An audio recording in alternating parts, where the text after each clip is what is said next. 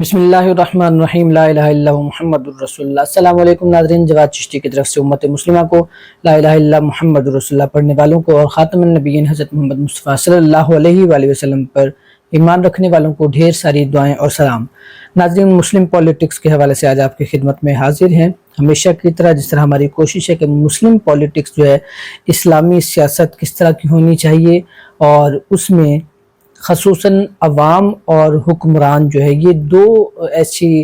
यूँ समझे कि ऐसा तबका है जिसमें आज के दौर में बहुत ज़्यादा गाइडलाइन की ज़रूरत है, इस्लाम की तरफ देखने की ज़रूरत है। इस पर हम डिस्कशन जारी रखे हुए हैं। उम्मीद है आपके ताउन से हम इसे मज़ीद बेहतर अंदाज में चलाते रहेंगे। और आपसे गुजारिश है, अगर आप हमारे प्लेटफॉर्म पर नए हो, चाहे आप यूट्यूब चैनल देख रहे हैं या फेसबुक पेज देख रहे हैं, आप हमारे साथ अटैच रहें, हमारे साथ ताउन करें और दूसरों तक लाजमी शेयर करें। इंतहाई अहम टॉपिक्स हम डिस्कस कर रहे हैं, तारीख़ के हवाले से भी, तारीख़ इस्लाम के हवाले से, तर्जुमा कुरान के हवाले से, और इसके साथ साथ मुस्लिम पॉलिटिक्स को ख़ास तौर पर हमने लाजमी डीपली देखना है। और ये मेरी आपसे गुजारिश है कि आप इस तरह के जो लेक्चर्स हैं आप अपने इसमें पार्टिसिपेट भी करें और कमेंट सेक्शन में अपनी राय भी ज़रूर दें आज के हालात के मुताबिक। तो नाज़रीन, आज मुस्लिम पॉलिटिक्स के हवाले से जो हम डिस्कस करने जा रहे हैं वो क्योंकि आज के दौर में जो पाकिस्तान की हालत इस वक्त है, सियासी पोजीशन जो है वो आप जानते हैं कि ज़रा सा भी कोई सवाल उठाता है हुक्मरानों के ख़िलाफ़ और इसी तरह ओहदेदारों के ख़िलाफ़ सवाल उठाता है तो उसे जुल्म व तशद्दुद का शिकार किया जाता है, उस पर जुल्म व तशद्दुद किया जाता है, जबर किया जाता है। और ख़ुसूसन ऐसे यानी कि जिन्होंने सवाल कोई कर दिया हो उसको ऐसे ट्रीट किया जाता है जैसे सदियों से वो इनके ग़ुलाम हो, ज़र ख़रीद ग़ुलाम हो, उनको ख़रीदा हुआ हो।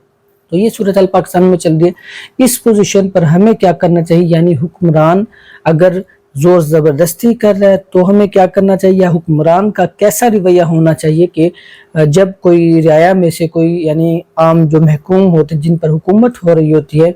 वहाँ के लोग जो है किसी भी रियासत के उनका हुकूमत के साथ रवैया कैसा होना चाहिए और अगर उन पर सख्ती हो रही है तो आगे से उनका रिस्पॉन्स कैसा होना चाहिए, ये हम डिस्कस करने वाले। मुख्तसर ये कि हुक्मरान को किस तरह जवाबदेह होना चाहिए या उनका जवाब कैसा होना चाहिए, क्या जुल्म तशद्दुद के ज़रिए उनका जवाब होना चाहिए, अगर कोई सवाल उठाए तो उसको जान से मार देना चाहिए, क्या अगर कोई सवाल उठाए तो उस पर जुल्म जबर करके अपनी बात मनवाई जाए या उसे चुप करा दिया जाए कि ये तुमने सवाल नहीं करना। इस पर हम आज डिस्कस करने वाले हैं।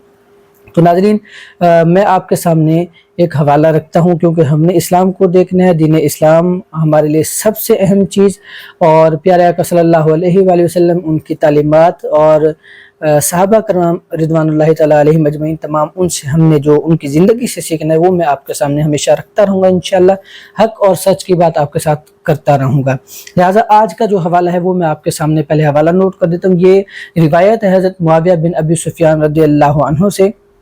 और ये जो इसका हवाला है हदीस नंबर जो है वो 925 है तबरानी की, ठीक है, मुअज्जमुल कबीर तबरानी की। ये अबू याला में भी मौजूद है और जो मुअज्जमुल कबीर तबरानी में ये हवाला मिलता है हदीस नंबर जो रकमुल हदीस 925 जिल्द नंबर 19 है, सफ़ा नंबर 393 है। ये मैंने आपको हवाला दिया है, अरबी आप खुद पढ़ लीजिएगा। मैं मुख्तसर कोशिश करते हुए आपके साथ जो इसका तर्जुमा है वो आपके साथ शेयर करता हूँ।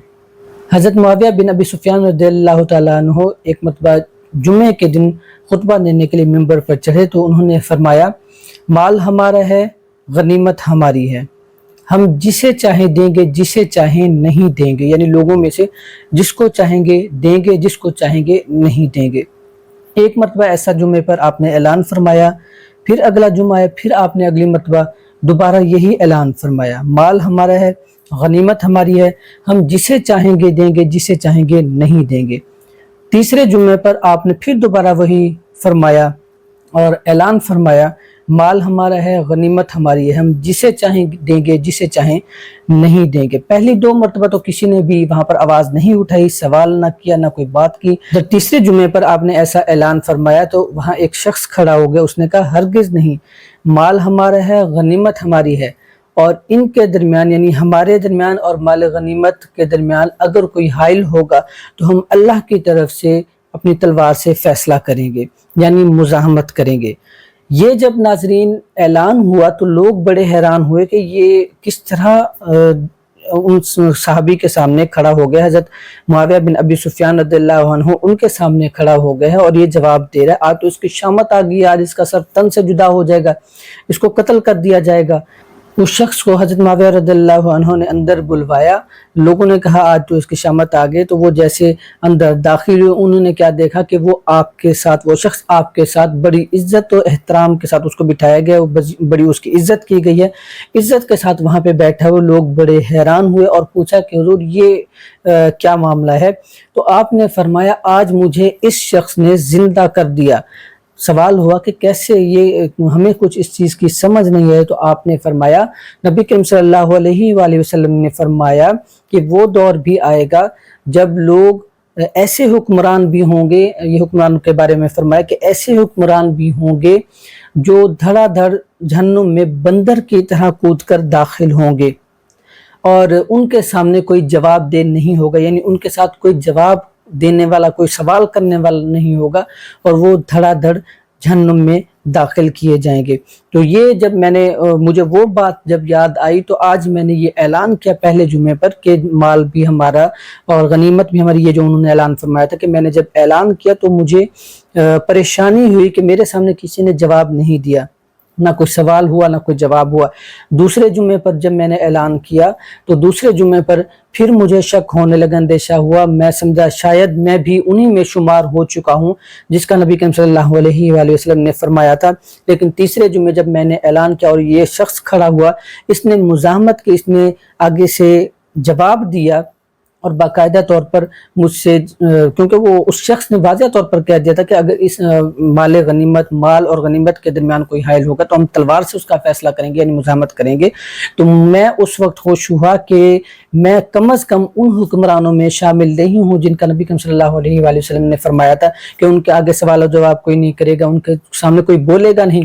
اور ایسے حکمران ہوں گے جو جہنم میں بندر کی طرح کود کود کر داخل ہوں گے، تو میں ان بندر کی طرح کود کود کر جہنم میں داخل ہونے والوں میں سے نہیں ہوں۔ اس پر انہوں نے خوشی کا اظہار فرمایا۔ ناظرین، یہ ہے وہ اسلامی سیاست جو آپ کو نہیں کرنے دی جا رہی ہے، جو آپ کو، آپ کے ذہنوں میں بس یہی ڈالا جا رہا ہے کہ بس جس طرح ہم نے کہہ دیا وہ پتھر کے، لیکن بس وہی کچھ ہے جو ہم نے کہہ دیا ہے۔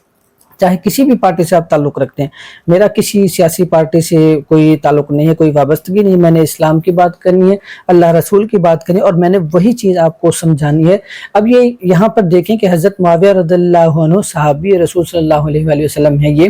اور یہ کس طرح فرما رہے ہیں، نبی کریم صلی اللہ علیہ وآلہ وسلم کی تعلیمات کیا ہیں،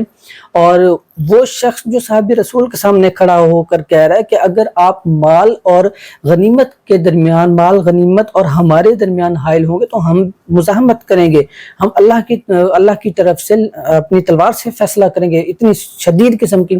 مزاحمت کا یہاں پہ واضح طور پر سبق ملتا ہے ہمیں۔ تو آج کل ہمیں کیا سکھایا جا رہا ہے؟ جی آپ فلانی پارٹی سے، آپ پیپل پارٹی سے، آپ نون لیگ سے، آپ پی ٹی آئی سے، آپ کسی بھی جماعت سے ہیں، تو آپ کا جو لیڈر کہہ رہا ہے وہ حکومت میں آ گیا، دوسری جو حکومت ہے بس ان کو وہی کچھ کرنا ہے، دوسری جو اپوزیشن ہے تو حکومت میں بیٹھا شخص جو بھی کہہ دیا اس نے وہی ماننا ہے، نہیں مانو گے تو ظلم ہوگا، جبر ہوگا، تشدد ہوگا، سب کچھ ہوگا۔ آج کل جس طرح اس وقت طاقتور پاکستان میں کر رہے ہیں، یہ انتہائی اسلام کے خلاف چیزیں ہیں، اور اسی وجہ سے پاکستان جو ترقی کی راہ میں رکاوٹ ہے، اور خصوصاً امت مسلمہ زوال کا شکار ہوئے تمام مسلم ممالک میں اسی طرح، اور خصوصاً پاکستان میں یہ جو سلسلہ چل نکلا ہے، چل رہا ہے کافی عرصے سے، اور امت مسلمہ کو، خصوصاً پاکستان کے عوام کو اس طرح ذلیل و رسوا کیا جا رہا ہے، تو ناظرین یہ اسی کا نتیجہ ہے۔ اور ایسے ہی حکمرانوں کے بارے میں نبی کریم صلی اللہ علیہ وآلہ وسلم نے فرمایا کہ وہ جہنم میں بندر کی طرح کود کود کر داخل ہوں گے۔ یہ وہ لوگ ہوں گے جو عوام پر ظلم کرتے ہیں، زیادتی کرتے ہیں، سوال کرنے پر ان کو قتل کر دیا جاتا ہے، مار دیا جاتا ہے، اور ان کی نشست جو ہوتی ہے، ان کی جو محفل ہوتی ہے، ان میں وہی بندے بیٹھے ہوتے ہیں، وہی لوگ بیٹھے ہوتے ہیں جو جی حضوری کر رہے ہوتے ہیں، جو گردن جھکائے بیٹھے ہوتے ہیں، جو ان کے ذاتی ملازم کی حیثیت سے وہاں پہ بیٹھے ہوتے ہیں۔ اگر کوئی وہاں پہ آزاد ذہن کا، آزاد خیال کوئی بات کر دیتا ہے، کوئی سوال پوچھ لیتا ہے، تو اس پر ظلم و تشدد کیا جاتا ہے، اس کو غائب کر دیا جاتا ہے، اس کا قتل کر دیا جاتا ہے، یا جو مرضی ہے وہ اس کے ساتھ ظلم و زیادتی کی جاتی ہے۔ اس کے خلاف ناظرین آپ نے آواز اٹھانی۔ اگر آپ بحیثیت امت مسلمہ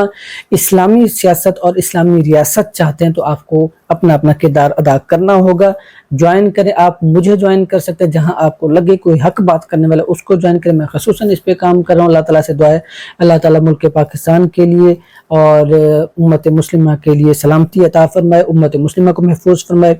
ملک پاکستان کو سلامتی عطا فرمائے تا قیامت، اور امت مسلمہ کے ہر فرد اور ہر بچے کی حفاظت فرمائے۔ یہ میرا مشن اور مقصد ہے کہ آپ کو صحیح گائیڈ کرنا۔ امید ہے آپ اس مقصد میں میرا ساتھ بھی دیں گے۔ اللہ تعالیٰ آپ سب کو سلامت رکھے۔ آپ سب جو بھی یہاں پہ اس وقت لیکچر سن رہے ہیں، آپ سب سے گزارش ہے کہ آپ اٹیچ رہیں، ساتھ ساتھ کمنٹ سیکشن میں کمنٹ لازمی کریں، پارٹیسپیٹ کریں۔ انشاءاللہ ہم بھرپور انداز میں امت مسلمہ کو گائیڈ کرتے رہیں گے اور اللہ رسول کے حکم کے مطابق چلنے کی بھرپور کوشش کریں گے۔ بہت بہت شکریہ آپ کا، دعا میں یاد رکھیے گا۔ اللہ حافظ۔